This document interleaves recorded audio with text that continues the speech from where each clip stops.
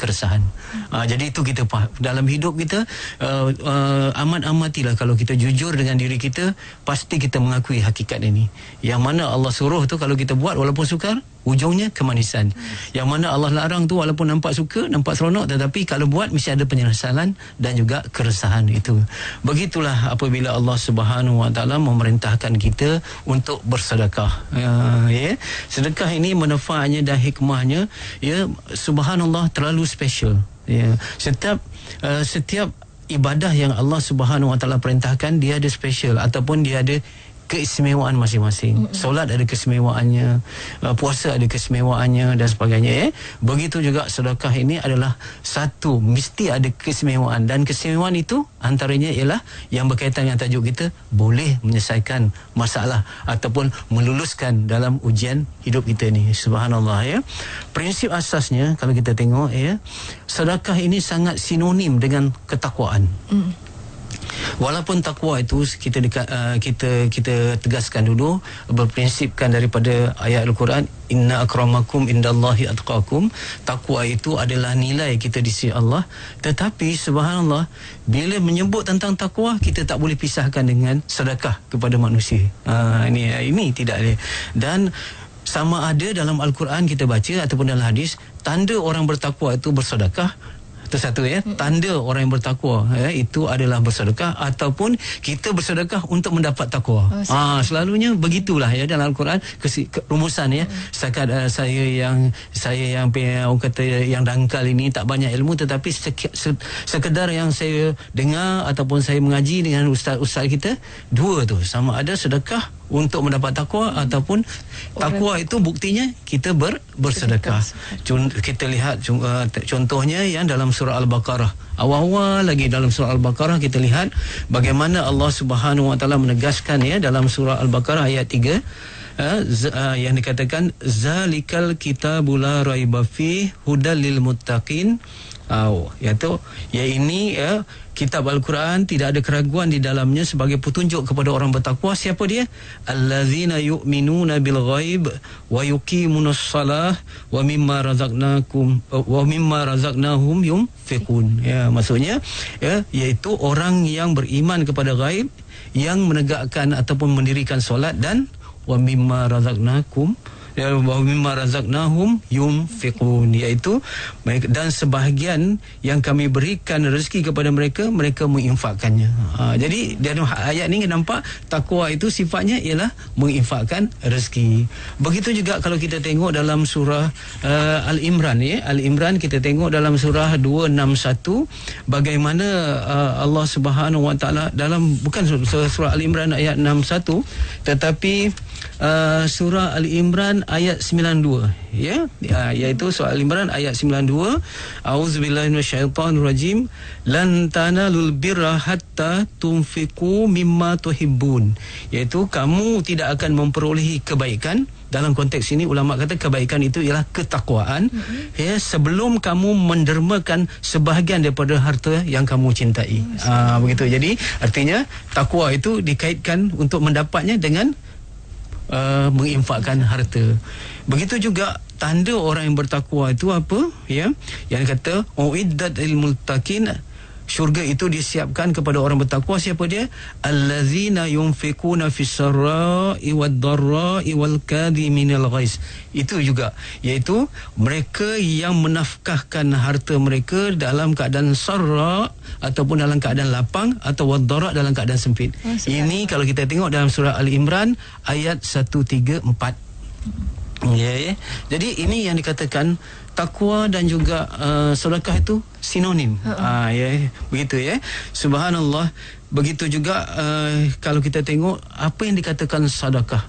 Sedekah ni daripada perkataan sad, dal dan qaf. Sedekah. Sedekah ini artinya kalau kita lihat dari segi bahasanya, ia mengukuhkan atau memperkuatkan, mengukuhkan sesuatu dengan sesuatu. Ini yang dikatakan sedekah. Ataupun kalau kita lihat sedekah ini sangat dekat dengan sidq. Sedekah itu apa? Yang dikatakan As-Siddiq, Abu Bakar As-Siddiq, iaitu yang membenarkan. Jadi sedekah ni juga ada kaitan dengan membenarkan dan juga yang dikatakan kejujuran. Benar dan kejujuran. Jadi sedekah tadi mengukuhkan ataupun mengukuhkan dan menguatkan. Yang kedua ialah soal benar dan juga kejujuran. Subhanallah. Jadi begitulah artinya apabila kita menjadi orang yang bersedekah ataupun kita menyedekahkan sesuatu, itu tanda kejujuran dan kebenaran kita, dan juga itu akan mengukuhkan diri kita. Lebih kurang begitulah yang kita. Baik, apa yang boleh disedekahkan? Selalunya kalau kita kata yang sedekah ini melibatkan soal material dan fizikal, tetapi dalam berarti kata yang kita lihat di dalam syariat ataupun di dalam Islam, sedekah ni luas sangat. Sehingga bila kita kata luas sangat pengertian sedekah, tidak ada alasan untuk kita tidak bersedekah. Tidak ada alasan. Kalau sedekah itu dihadkan hanya kepada fizikal dan material, duit dan harta semata-mata, mungkin tak semua orang ada duit dan harta. Tetapi bila dikaitkan, sedekah itu tenaga, sedekah itu pemikiran, sedekah itu yang dikatakan dalam bentuk perkataan-perkataan yang baik, sedekah itu dalam bentuk tasbih, zikir dan lain-lain. Jadi sedekah itu juga dikaitkan dengan senyuman. Subhanallah. Kalaulah sedekah itu pengertiannya luas, maka kita sentiasa ada untuk bersedekah. Itu yang penting. Tak ada alasan, Ustaz. Baik, sedekah ini suatu yang ajaib ataupun suatu yang luar biasa.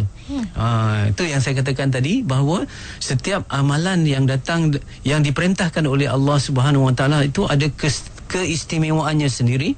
Sedekah ni satu yang ajaib. Kerana apa? Equation dia ataupun dikata persamaan. Selalu kita sebut dulu persamaan dalam sains, persamaan dalam matematik, dalam sains. Dalam matematik, kalau kita tengok, saya nak minta Puan Heti jawab, kalau 1 tolak 1, jawapannya berapa? 2. 1 tolak 1 kosong. 1 tolak 1, jawapannya mesti kosong. Tetapi tidak dalam sedekah.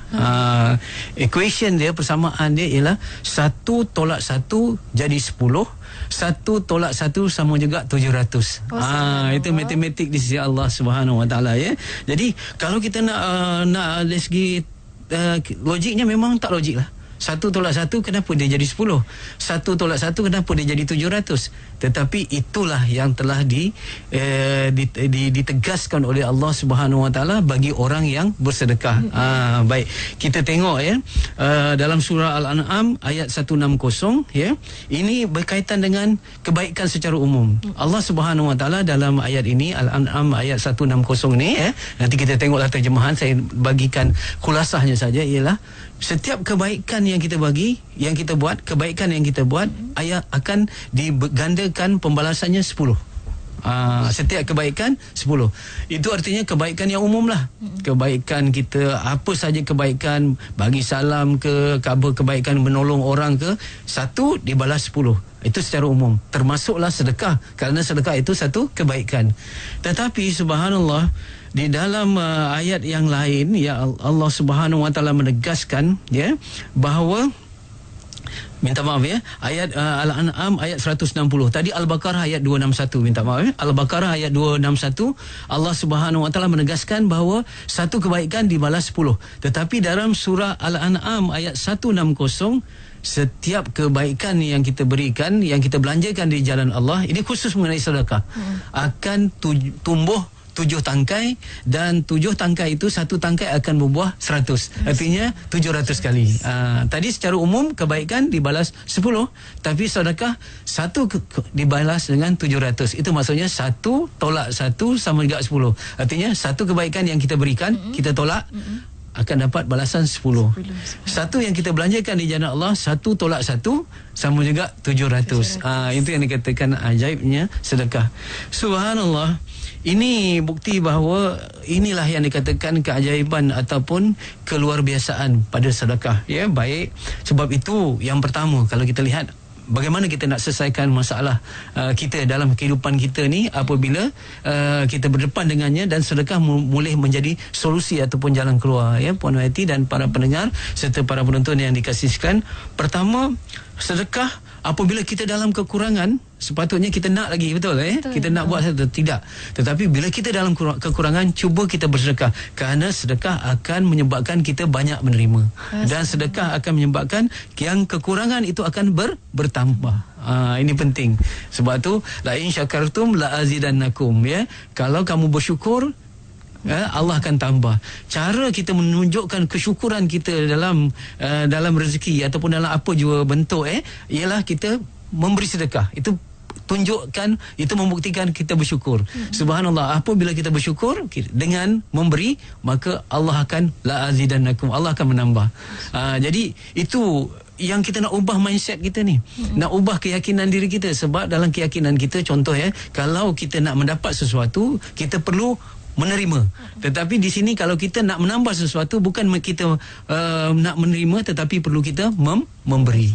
Jadi siapa saja dalam keadaan ini, termasuk saya lah, kalau dalam keadaan ini kita dalam keadaan kekurangan, maka bersedekahlah, insya-Allah kita akan diberi kelebihan. Itu satu. Selesai masalah. Cara cuba saya macam mana kita ni kadang-kadang mungkin kita kata nak sedekah ni yang besar-besar, tetapi mungkin senyuman, mungkin kata-kata yang baik, ataupun selepas kita solat subuh berjemaah di masjid, keluar masuk tabung dulu. RM1 cukuplah, 50 sen, apa saja yang kita berikan. Tetapi yang dikatakan jangan fikir banyak itu lebih baik, tidak. Tetapi kesusahan kita untuk mengeluarkan sesuatu tu yang dikira oleh Allah. Sebab tu dalam mafhum sebuah hadis, saya ada terbaca dalam kitab-kitab, berkata 1 dirham lebih baik daripada 1000 dirham. Macam mana tu 1 dirham lebih baik daripada 1000 dirham? Dengar ceritanya. Seorang tu ada 2 dirham. Dia ada 2 dirham saja.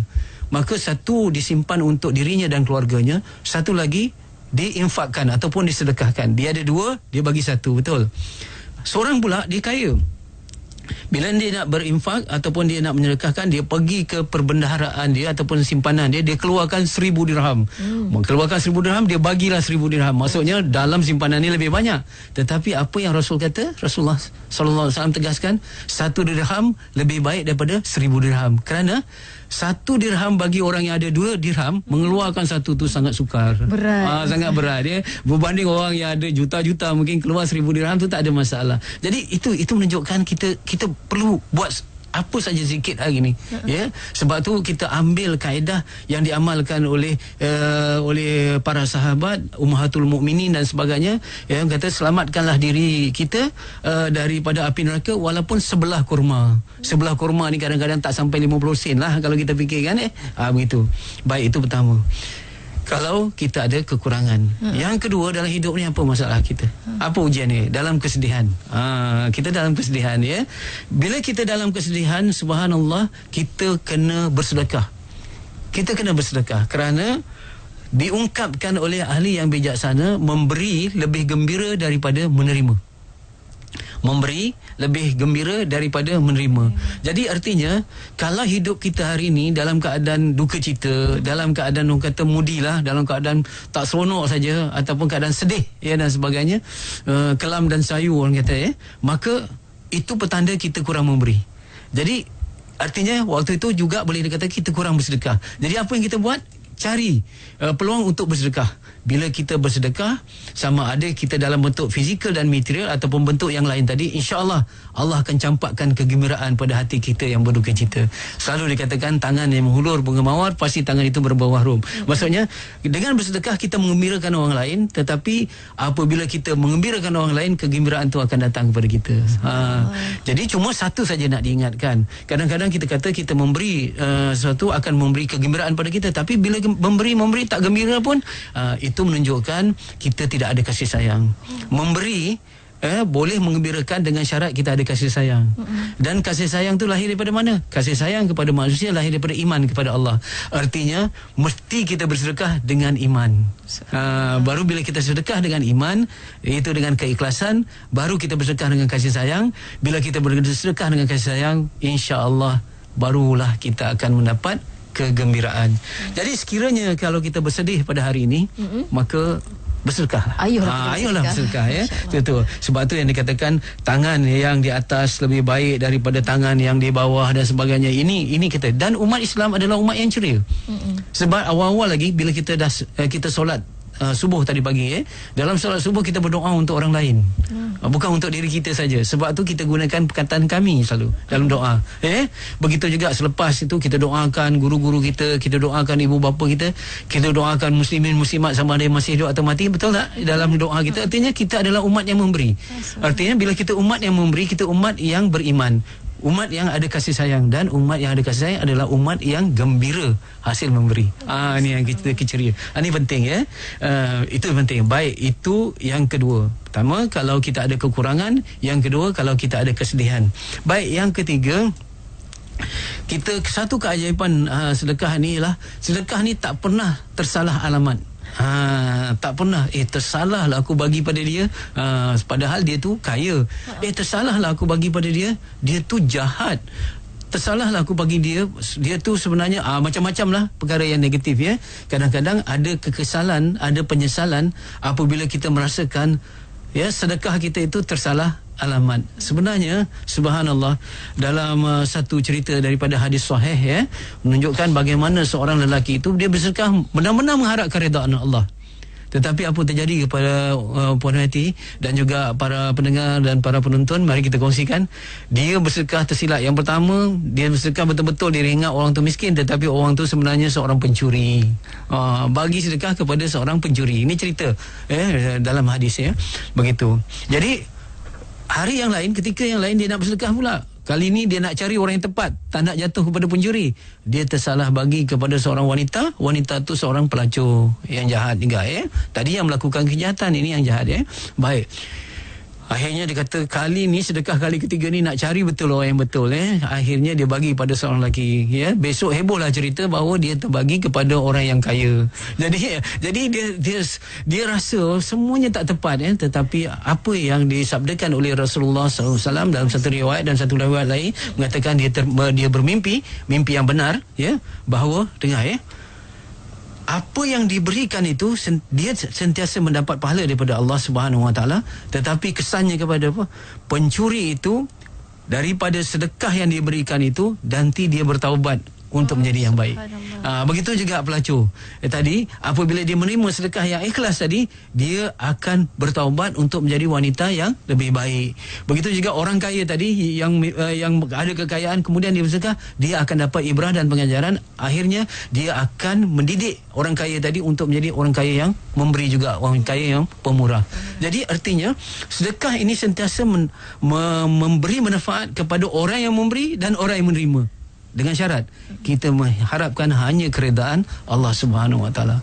Sebab itu sedekah ni mesti dari hati, bukan ambil hati. Dari hati betul, daripada hati. Kalau tidak rugi kita. Betapa banyak sedekah yang besar nilai, yang besar nilainya jadi kecil bila tidak ikhlas. Betapa banyak pula sedekah yang kecil tetapi besar nilainya kerana ikhlas. Jadi kita gitu, baik tu. Kemudian dalam hidup kita ni, kita nak, kalau boleh rezeki kita ni jadi hak kita.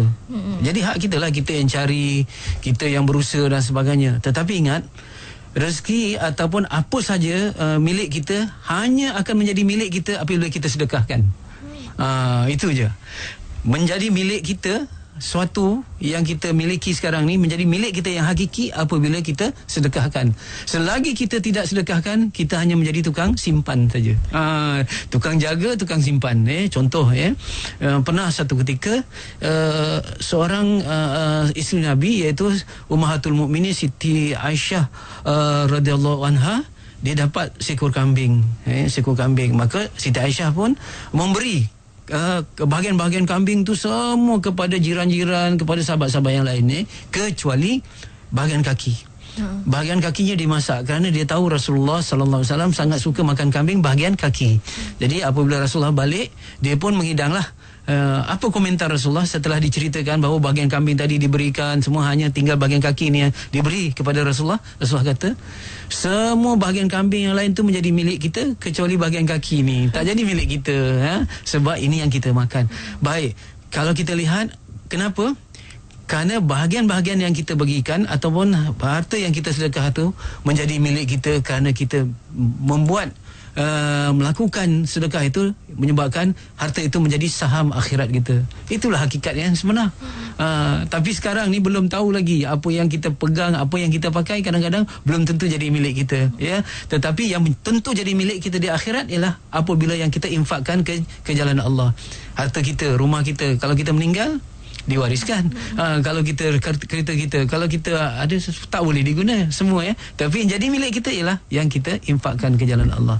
Jadi itulah sekedar ini kita akan sambung lagi yang dikatakan bagaimana masalah-masalah kita boleh diselesaikan hanya dengan bersedekah, insya-Allah. Insya-Allah. Itulah bila kata tentang sedekah tadi, Ustaz kata sedekah dengan hati, bukan ambil hati. Saya sangat suka perkataan tersebut, masya-Allah. Dan kita akan kembali selepas ini untuk perkongsian seterusnya bersama dengan bagi Ustaz cerita tentang selesaikan masalah dengan sedekah. Kita akan berhenti rehat seketika. Untuk anda sahabat dengar, boleh hubungi kami talian di 0362051500 ataupun di WhatsApp kami di 011290040004. Kembali selepas ini untuk Islam itu indah. Untuk Islam itu indah bersama dengan yang bahagia Ustaz Fahrul Mak Joy. Hari ini kita cerita tentang selesaikan masalah dengan sedekah, masya-Allah.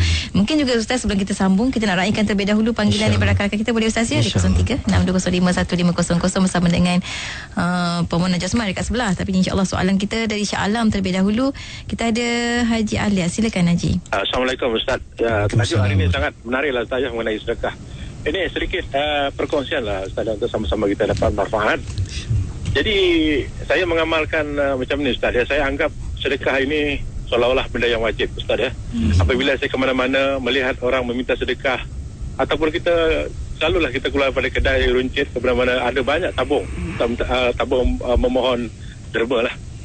Jadi saya anggap perkara ni seolah-olah benda wajib. Jadi kita cubalah sedaya upaya, kalau misalnya kita keluar kedai ada balance 2-3 ringgit atau 2-30 sen, masukkanlah setiap tabung itu 20 sen, 20 sen, 20 sen. Maknanya kita anggap perkara ni seolah-olah wajib Ustaz, ya. Jadi kalau dah kita menganggap wajib, seolah-olah kita sangat memandang berat mengenai sedekah ni. Dan alhamdulillah kesannya Ustaz sangat-sangat menakjubkan lah. Dan seperti Ustaz yang kata ceritakan tadi lah.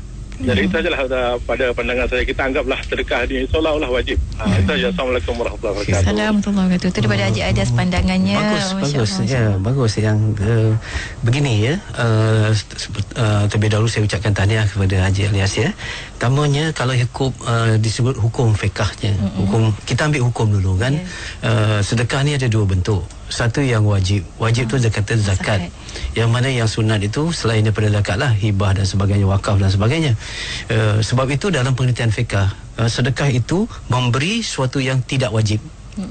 Memberi suatu yang tidak wajib. Ini hukum fiqahnya.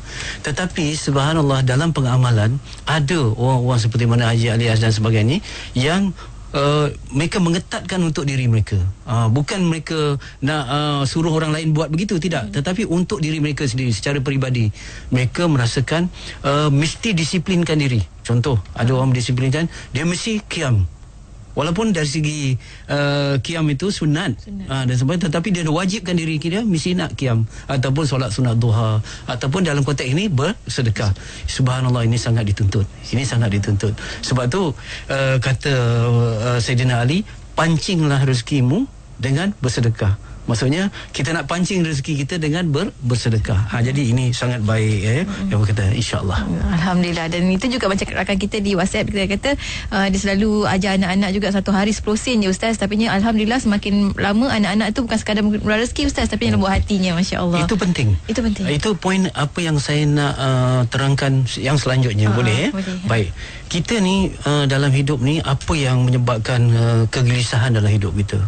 Yang menyebabkan kita ni sebenarnya tak gembira dalam hidup kita. Kalau kita bangun tidur, kita tahu keadaan kita waktu tu gembira atau tidak. Ini tak suruh orang lain lah, kita sendiri. Sebenarnya yang menyebabkan kita tak gembira ni ada dua saja. Dosa kita, yang kedua mazmumah kita. Itu je, penyakit hati. Penyakit hati ni datang daripada mana? Penyakit hati ni datang daripada hati yang keras. Hati yang keras ni yang melahirkan ego, hati yang keras ini yang melahirkan pemarah, hati yang keras ini yang melahirkan hasad. Jadi kita nak lembutkan hati. Macam mana kita nak lembut hati? Sedekah boleh melembutkan hati. Sebab itu Rasulullah sallallahu alaihi wasallam dalam hadis yang diriwayatkan oleh Imam Ahmad, sekiranya kamu, kata Rasulullah, ingin melembutkan hatimu, sama kata Rasulullah, dua cara. berilah makan kepada orang miskin. Berilah makan kepada orang yang miskin. Dalam konteks ini bukan beri makan tu secara direct. Kalau ada tabung tentang kemiskinan ataupun sekarang di masjid-masjid dah ada tabung barang-barang keperluan diletak dalam situ dan sebagainya. Jadi kalau kita ni keras hati sangat, kenapa solat rasa berat, ada rasa hasad dengki dengan orang, cepat pemarah, cepat ni jadi marah ni apa? Kerana hati keras. Macam mana nak lembutkan hati? Pertama, bersedekah. Yang kedua, kata Rasulullah sallallahu alaihi wasallam, usap kepala anak yatim. Usap kepala anak yatim itu juga akan melembutkan hati. Kerana Rasulullah anak yatim, jadi sebab itu kalau kita jumpa anak yatim, kita teringat Rasulullah. Yang mana kalau kita usap kepala anak yatim tu, kita menganggapkan bahawa inilah sunnah Rasulullah sallallahu alaihi wasallam yang akan melembutkan hati kita. Bayangkan anak yatim yang kehilangan ibu, kehilangan bapa dan sebagainya. Yang ini akan menyebabkan kita lembut hati. Jadi kalau kita ada masalah tadi kekurangan, kalau ada kesedihan, kemudian sedekah tidak pernah salah alamat. Yang keempat, kalau kita ada penyakit hati, salah satunya untuk kita menghapuskan sifat-sifat mazmumah kita, bersedekahlah. Itu gitu. Alhamdulillah, bukan sekadar untuk kita, anak-anak pun sekali Ustaz dia memberi, insya-Allah. Tapi ini kita nak raikan lagi rakan kita dari Pahang, Puan Lar, silakan. Assalamualaikum Ustaz. Waalaikumsalam. Saya ingin sedikit pertanyaan. Kita tahu bahawa bila bersedekah, selalunya kita bersedekah ni memang kebanyakan orang niat untuk diri kita sendiri. Mana memang itu yang utama. Yang saya nak soal, boleh tak kita bersedekah tapi kita nak pahala itu diberikan pada orang lain? Contohnya kepada orang yang kita sayang, tak kira keluarga ke sahabat andai. Dengan bersedekah itu kita sambil berdoa kita nak berjumpa dia di syurga ke contohnya. Dan kalau begitu caranya, apakah cara yang betul? Adakah bila kita bersedekah tu kita berbuat atas nama dia, ataupun kita bersedekah tapi kita niat pahala itu kepada orang itu? Lepas tu yang kedua, bersedekah ni boleh tak menyembuhkan penyakit? Itu saja. Assalamualaikum Ustaz. Bagus sangat soalan ni. Bila kita, sebab tu bagi kita orang-orang benih-benih iman tu dah ada semua di dalam hati kita. Kan, cuma tinggal kita nak sentuh saja. Kemudian ada reaction, ada bercambah gitu ya. Jadi diharap para penonton yang melihat, menonton, bagi para pendengar ini akan tersubur rasa nak bersedekah. Yang pertama tadi tentang pertanyaan tadi bagaimana kita nak bersedekah supaya niat kita tu untuk memberi pahalanya pada orang lain. Boleh, tak ada masalah. Maksudnya dalam bentuk fizikal dan material, maksudnya itu pun boleh kita kata, maksudnya fizikal material, harta lah ataupun wang ringgit yang kata okey kita wakafkan ini untuk nama ibu kita bersedekah ini nama isteri kita dan sebagainya. Sebab itu salah satu yang perlu dipegang oleh para suami ialah bantulah isteri kita menjadi solehah dengan bersedekah untuk dia. Sebab dalam sebuah hadis mengatakan bahawa orang wanita isteri ni, para isteri banyak yang masuk ke neraka. Sebab apa? Derhaka kepada suami. Maksudnya kata-kata dan lidahnya sering menyakitkan hati suami. Jadi bantulah isteri kamu dengan banyak bersedekah. Sedekah untuk isteri. Begitu dia. Itu satu. Yang kemudian untuk sahabat-sahabat kita yang lain tu pun tak apa. Ataupun ada anak-anak kita yang nakal dan sebagainya, ataupun kita nampak sahabat-sahabat kita yang sukar bila kita dakwah, sedekah juga boleh menyebabkan dia mendapat hidayah. Jadi asbab hidayah tu milik Allah, tetapi kita menempuh asbabnya. Sebab subhanallah dikatakan sedekah itu lebih tajam daripada doa. Jadi kita sedekah, kita insya-Allah mudah-mudahan kita mendapat dia mendapat kebaikan. Satu. Jadi kalau kita dah bagi kebaikan pada orang lain, hasil sedekah kita tak dapat apa ke? Kita dapat. Begitu sentiasa begitu. Allah Maha Pengasih, Allah Maha Penyayang. Yang memberi sedekah pun akan mendapat, orang yang menerima pun akan mendapat. Ini yang dikatakan ajaibnya sedekah itu kalau kita lihat. Baik, kalau kita bagi saja semata-mata atas dasar kesihan saja, bukan atas dasar kesihan kerana Allah, maka tak ada apa nilainya. Jadi kita kena jaga sungguh-sungguh gitu betul-betul rasa kesihan ni. Kerana apa? Rasa kesihan ni datang daripada iman kita kepada Allah. Sebab kalau kita berdasarkan kesihan semata-mata, orang bukan Islam pun ada kesihan dengan orang lain dan sebagainya kan. Tetapi kita buat kesihan tu, kita sandarkan kepada nak mendapat keridaan Allah. Kita kesian kepada makhluk Allah. kerana untuk mendapat kasih sayang Allah. Jadi kita menolong tu kerana Allah. Mesti kerana Allah tu mesti sentiasa ada. Jangan tinggal dan sebagainya. Sebab kita tengok kadang-kadang kita tertipu dengan fitrah kita ya. Fitrah yang tidak dipimpin oleh hidayah kan. Orang nampak susah, kita pun kesian.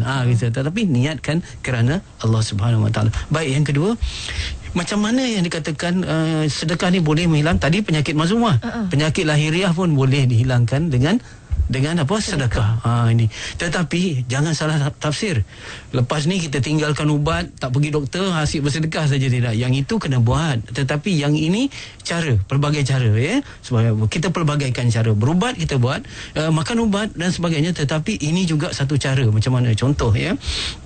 Pernah satu ketika seorang lelaki bertemu dengan Ibnu Mubarak. Ibnu Mubarak ni seorang ulama besar ya. Dia cerita bahawa dia dah sakit lutut selama 7 tahun. 7 tahun dia sangat sakit lutut dia sehingga mengganggu kehidupan dia. Dia kata dia minta nasihat daripada Ibnu Mubarak rahimahullah taala. Apa yang Ibnu Mubarak syorkan pada dia?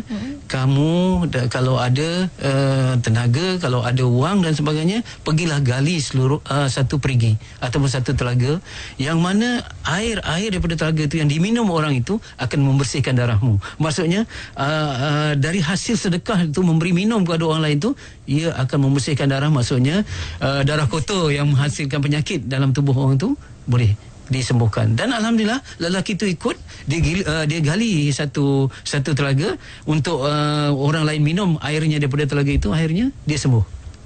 Ini yang cerita. Sebab itu kalau kita lihat ya, Rasulullah sallallahu alaihi wasallam, kalau kita penyakit tu ya, kalau kita satu ujian atau bala ya, Rasulullah sallallahu alaihi wasallam menegaskan, tengok ya, segeralah bersedekah kerana bala tidak pernah mendahului sedekah. Bersedekahlah kerana bala itu tidak pernah dia mendahului sedekah. Artinya sedekah akan mendahului bala ya. Jadi artinya kalau sedekah dulu sampai, bala takkan sampai. Jadi begitulah. Jadi dalam hidup kita ada penyakit. Kemudian Rasulullah menegaskan lagi, ubati penyakitmu dengan bersedekah. Ubati penyakitmu dengan bersedekah. Itu banyakkan bersedekah kerana ia memanjangkan umur, kata Rasulullah ya. Jadi subhanallah, apa yang kita hendak dalam hidup ni ya, kita hendak tambahkan keimanan kita dapat bebas daripada penyakit hati, penyakit lahiriah, fizikal dan sebagainya. Subhanallah, kalau ada hari ni ya, mereka yang berada di hospital ataupun di mana penyakit kronik dan sebagainya, dia begini ya, Puan Nur Hayati, sembuh penyakit ni yang dikatakan ujian daripada Allah ataupun yang dikata ujian penyakit ni sama ada dengan bersedekah itu akan menyebabkan penyakit itu sembuh ataupun kita diberi ketahanan jiwa untuk menghadapi penyakit itu. Kelapangan dada. Subhanallah, penyakit tak sakit, penyakit tak sembuh, tetapi kita redha, tenang menghadapinya dan sebagainya. Hasilnya daripada sedekah tadi. Jadi subhanallah, kalau ada yang mendengar pada hari yang sakit, yang dalam keadaan penyakit kronik dan sebagainya, subhanallah, bersedekahlah. Kerana Allah Subhanahu Wa Taala sentiasa ada cara untuk menyelesaikan masalah kita. InsyaAllah. Allah kan ada, Ustaz. Ya, Allah kan ada. Itu ya, tajuk yang dulu tu. Allah kan ada kan. Masya-Allah. Dan lagi kita ramai sebenarnya kita dihujani dengan soalan-soalan daripada sahabat kita, tapi kita ambil satu daripada Johor. Nana, silakan soalan. Okey, saya nak pencerahan daripada Ustaz, apa bezanya di antara sedekah, wakaf dan infak? Ya, sedekah, wakaf dan infak ya. Kalau kita lihat ini merujuk kepada persoalan fiqh, dan saya berkata, saya terus terang akui, saya bukan pakar ataupun ahli dalam fiqh. Saya hanya pendakwah ataupun orang kata motivator saja. Tetapi oleh kerana Islam ni saya nak kena faham, sebab saya nak amalkan, kadang-kadang kita study juga apa yang wakaf dan infak. Wakaf ini berhenti ataupun daripada satu amalan kita yang kita bila kita keluarkan, pahalanya berterusan. Wakaf tu pahalanya berterusan walaupun setelah kita mati. Itu yang dia kata wakaf ya. Jadi insyaAllah saya akan terangkan pada sesi yang akan datang lagi, insyaAllah. Itu satu. Manakala infak, dia habis itu sajalah. Sebab itu kalau kita lihat dulu dalam tiga amal yang menyebabkan pahalanya berterusan walaupun kita telah meninggal dunia, antaranya ialah ya, sedekah jariah yang kita situ, sedekah yang dalam bentuk yang kebanyakannya wakaf, mendirikan contohnya kalau ada peminta sedekah sekarang, kita bagi duit untuk dia beli makanan, makan habislah, pahala tu setakat gitu. Tapi katalah satu hal kita duit banyak, okey, kita dirikan satu madrasah ataupun satu masjid ke, ataupun satu pusat perubatan, hospital dan sebagainya, contoh, ataupun wakaf yang ada banyak sekarang ni, wakaf yang sebagainya. Baik, kita meninggal dunia, pahala terus mengalir. Jadi kalau kita punya kemampuan, berwakaflah. Kalau tidak, berinfaklah. Dua-duanya tidak akan mengecewakan kita dan sebagainya, insya-Allah. Subhanallah. Dan kita pun dah sampai hujung-hujung sebenarnya, Ustaz. Soalan banyak sebenarnya, tapi kita tak boleh nak melayan semua sekali. Tapi itu yang kita mampu untuk masa ini. Sedikit kesimpulan lah, Ustaz, untuk pertemuan kita. Mudah-mudahan subhanallah, mudah-mudahan Allah ampunkan dosa kita semasa kita berbincang. Tentu ada kesalahan dan kesilapan daripada saya sendiri, saya mohon ampun dan maaf. Tetapi ingin saya tegaskan bahawa dalam hidup kita, bila kita berhadapan dengan ujian ataupun nama lainnya ialah masalah, masalah tu bukan masalah, ujian tu bukan ujian, tetapi ujian yang sebenar bagaimana kita nak akrab dengan Allah, pemberi ujian. Bagaimana kita nak akrab kepada Allah yang kata, yang memberi masalah kepada kita. Yang memberi masalah bukan antaranya memberi masalah untuk menyusahkan kita, tetapi Allah Subhanahu Wa Taala memberi masalah itu untuk kita makin akrab kepadanya. Pernah ditanyakan kepada seorang ulama, mengapa Allah ciptakan syaitan? Ulama tu menjawab, dengan adanya syaitan semakin kuat seorang hamba bergantung kepada Allah. Bergantung kepada Allah. Macam kita lah, bila dilepaskan di satu hutan, tiba-tiba dikejar oleh harimau. Kita nak pergi bergantung kepada mana? Kalau ada suami, makin eratlah kita peluk suami kita tu, sebab kita takutkan harimau tu ataupun siapa yang kuat lah di sisi kita. Jadi begitulah dalam hidup ni, Allah adakan ujian-ujian, ada musuh-musuhnya, supaya kita makin bergantung kepada Allah. Itu jelah, insya-Allah. Masya-Allah. Masalah berkaitan sedekah, betapa sedekah itu sangat hebat Allah berikan untuk kita sebagai hamba-Nya untuk lebih dekat pada Allah SWT. Terima kasih banyak, Ustaz, untuk perkongsian pada hari ini. Sampai kita bertemu lagi minggu depan, Ustaz. InsyaAllah. Assalamualaikum. Waalaikumsalam warahmatullahi taala wabarakatuh.